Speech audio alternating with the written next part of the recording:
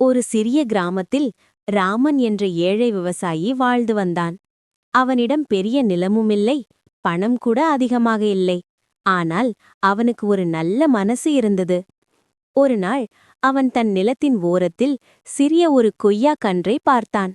அதை வெட்டி எறியலாம் என்றாலும் அவன் மனசு அதற்கு சம்மதிக்கவில்லை.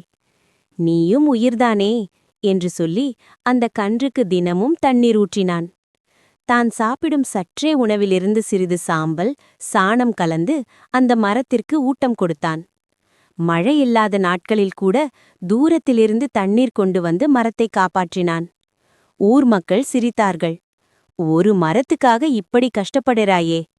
ஆனால் ராமன் சிரித்துக்கொண்டே சொன்னான், இன்று நான் இதை காப்பாத்தினா நாளைக்கு இது என்னை காப்பாத்தும். ஆண்டுகள் சென்றன. அந்த கன்றே ஒரு பெரிய பச்சை நிற கொய்யா மரமாக வளர்ந்தது. ஒரு நாள் காலை ராமன் அந்த மரத்தை பார்த்தவுடன் அதிர்ந்து போனான். மரமெங்கும் பெரிய பெரிய மஞ்சள் பச்சை நிற கொய்யா பழங்கள். அவன் சில பழங்களை எடுத்து சந்தைக்கு கொண்டு போனான். மக்கள் அவை சுவையாக இருக்கிறது என்று அதிக விலையில் வாங்கினார்கள். அன்று முதல் ஒவ்வொரு நாளும் அந்த மரம் நிறைய பழம் கொடுத்தது. ராமன் கடன் அடைத்தான்.